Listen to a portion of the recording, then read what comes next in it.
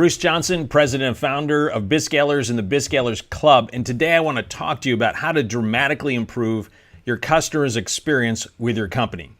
As a business owner / entrepreneur, you know that few things are more important to your company than to have a really highly engaged group of raving fans, people who love you, who love what you're doing, who like buying what you're buying, they buy frequently, they buy at higher price points, and most importantly, they're great promoters. They love to tell other people about your business. And if that's true, then your cost of client acquisition or customer acquisition goes down, which means your profitability goes up. Everybody loves having a group of raving fans. The challenge, of course, is how do you go about doing that? How do you get a group of people to love the experience that they have with your company? And to help you figure that out, I want to tell you a story about something that happened to me last week. And by the way, if you want to go much deeper on this, you can always check it out at scalingclub.com, scalingclub.com. So here's what happened. A couple weeks ago, we had somebody come out from Comcast, and I know a lot of people have had bad experiences with Comcast. We actually haven't had that many bad experiences down here in Charleston, so I'm not one of the haters. We had somebody come out to fix something, not a big deal. Technology always breaks down. So as they were out here, I said, I heard that Gigabyte service is coming out to our area, and I was curious if it's now actually in our neighborhood. And he said, yeah, it's finally here. And I said, great. So I call up, order the Gigabyte service. I'm a happy customer. We finally have this really fast service that's coming to town. Woohoo! Good news. So they come out as the guy's installing the new xFi, which is the new router they had to put in. He tells me, by the way, there's something really cool about this router. He says it's going to survey your home, and over the next 2 weeks, it's going to figure out where the good spots and bad spots are. And if you have some bad spots in your house, it's going to send you out these little X pods you're going to put around your house, and it'll tell you where to put them. And I said, hey, that sounds really cool. So at this point, I'm a really happy customer. Comcast likes to have people like that, right? It's like better service. The price point was only $20 more a month, which for me is, a business is no big deal. So I'm excited. I'm waiting for it. Finally, last Thursday, I get the email, and the email says, congratulations, we've been serving your house for the last 14 days. I said, I know, because I've been waiting for this. And it says, we have this advanced algorithm that has, surveyed your use of your devices in your house. And the good news is, wherever you're accessing the internet, you're getting good service. You didn't need an advanced degree to figure that one out. So I immediately called Comcast. Now, at this point, I'm not really frustrated, not really angry. I'm just thinking somebody should be fired because they're stupid. And, so I call up, and now a problem occurs. Because if you've ever had to call a large company, and it might be, someone else other than Comcast, and you call up, you get stuck in that automated attendant hell. And you know exactly what I'm talking about. And so you're going through it. Now, it used to be years ago, you'd be able to hit 000 and you could get through to customer service, or you could simply say customer service agent and you'd get through. But that no longer happens anymore. And so you have to go through, layer after layer, question after question. And I know that there's no automated solution for this problem. There simply isn't. So I'm now a frustrated person. And, if you had heard me, I'm like, customer service agent.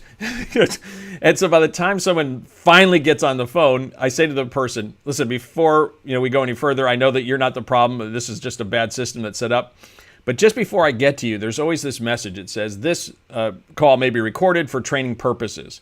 What I want to suggest that you feed up the chain to your managers and the managers above them is that they need to start recording from the moment somebody picks up the phone, not from when they're getting to a live person. Because if they started picking up from the moment someone gets on the phone and they had to go through the automated attendance system, they would probably be surprised at how much cursing takes place. And I said, now, I'm not a cursing person, so that wasn't, but I was yelling. And by the time they get to you, this is in your best interest, they're 10 times more frustrated having gone through the automated system than if they had just gotten to you quickly, maybe within one or two questions. That would have been infinitely better. It'd be better for you. So would you feed that up the food chain? She says, okay, I can totally understand that. Great. I explained the problem, and then I said, so here's the deal, right? I get the notice, 14 days, and it says to me, using our, quote, advanced algorithm, we figured out that you have good reception where you use your devices. I said, you probably need to fire whoever came up with that advanced algorithm. She says, what? I said, listen, it doesn't take a genius to figure out that where people get good reception is actually where they access the internet. The promise here was that you were going to use this advanced algorithm to map out my house and figure out where we're not getting good reception, which I could have told you ahead of time, by the way, because we have a relatively large house. And on the back end, one floor down, those 3 rooms, we have terrible reception, so we never, ever, ever use our devices there. Or if we do, we use them for 2 seconds because we realize it's really crappy reception. I said, the promise was one thing and you're delivering something else. So there's nothing advanced about that. And your devices are, my devices are constantly being monitored just as they are in your home. And the advanced algorithm should have been able to figure out that, there's really crappy service down there because A, the signal isn't strong, and B, they never use it over there. She goes, oh, I totally get that. Okay, great. I said, so can you order those XPods? Well, let me give you a URL. Okay. So then I have to manually write out a URL. When we're done with the phone call, then I have to go type in the URL, and then I have to fill in for Comcast the same information that they already have for me to order that. Now, that wasn't a big deal, but it was an annoying thing. Now, if you think about that experience and you think about customer experience, what you realize is that it's not just one big thing that makes a difference. It's all the little touch points. And if you're not familiar with doing a lot of research on customer service, there's a classic book written back in the 80s called Moments of Truth by Jan Carlson, who turned around SAS, Scandinavian Air Services. And he talked about the fact that you have to manage every single one of these moments of truth. Anytime that a customer comes in contact with your business and can get something from that moment, either they feel that they're excited about you or they don't like you, right? So that there's something positive or something negative. From the moment that they hear about you to the time they call in their case, it would have been booking a flight, to their getting their baggage checked, all the way until the flight is done and your bags are checked. But what the flight was like, did it arrive on time, was it delayed? Like all of those are moments of truth. In the example I gave you, right, it was a moment of truth was the person telling me, hey, this really cool system. That was a good moment of truth, right? Going to the Comcast automated teller, bad moment of truth, right? And every one of those questions, a bad moment of truth. The customer service agent did a good job on the phone. There's nothing bad about what they did. They were just stuck in a bad system. The email that came from Comcast, that's a moment of truth. It was a bad moment of truth. Having to type in the URL, again, a moment of truth, a bad moment of truth. And so if you want to dramatically improve your customer experience, the first thing I would tell you is that you need to map out all of those moments of truth. And if you want to know more about this, you make sure you check out scalingclub.com. But map out all of those moments of truth. There are probably at minimum 50, probably maybe 100, 150, 200 of those, just moments of truth, moments where someone can have an interaction with your company and can get something positive or negative from that experience. Now, when you look at that, that's kind of overwhelming. So the question comes up, out of all of those things, which ones do you focus in on? Now, the mistake that Comcast made is that they took a look at one thing they think that's a really big deal. And the big deal is they want to give you a 2-hour delivery window. So if someone's coming out to fix something in your house, it's going to get done in a 2-hour window, which, by the way, is nothing wrong with that. It's a big thing. It takes a lot of coordination. From the company's perspective, it sounded like a good idea. But they were thinking like the company. They weren't actually thinking like the customer. And think about it this way. How many times when you call up whoever it is that you're calling on customer service, do you actually need somebody to come out to your house to solve the problem? I don't know what the number is. Let's just say it's 1 out of 10. So out of every 10 times that you call, they have to send somebody out. But in order for them to send something out, guess what? You had to call in, and you called in 10 times. So 10 out of 10 times, they have to use the automated attendant system. Only 1 out of 10 times, or 1 out of 15 times, or whatever the number is, they actually have to have somebody come and go to their house. So instead of thinking like the company, what you want to do is you want to think like the customer and think about all the interactions they have. And what is the biggest negative? This is how you use constraint theory with customer service, right? You look at the biggest negative, the biggest unwow, whatever that thing would be. And Comcast, and you could pick almost any other company that uses these automated teller hells. That is a huge issue for almost every customer. And that's the thing you'd want to fix first, long before the 2-hour window, right? To go from 8 hours down to 4 hours, down to 2 hours, it's a big deal. But, the difference between 4 hours and 2 hours isn't necessarily that significant.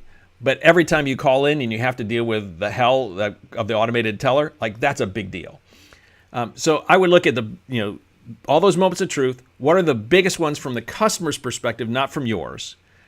And then thirdly, then I would go through and say, which ones are the quick ones, the easy wins that we could have?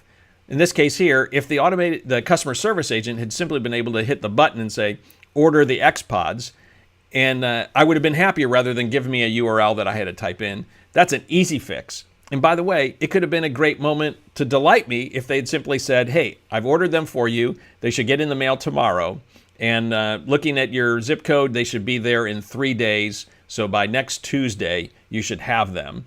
That would have been awesome. And I would have been thinking, man, Comcast is cool. How often was that, right? So you look at the big issues that are unwow and eliminate them first.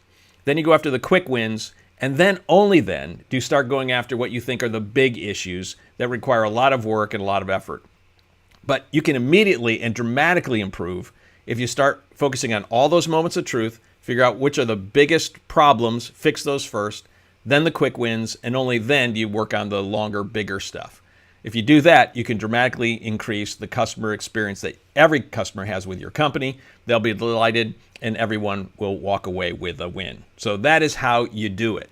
Moments of truth, biggest problems, quick wins, and then the big intractable ones. And remember, all this needs to be filtered through the eye of the customer, not through you, the company, and what you value, but what they value. And you can turn this all around. So hopefully that was helpful for you today. If it was, I'd encourage you to make sure that you hit the like button or the love button. Share this with some other business owners, entrepreneurs you might know.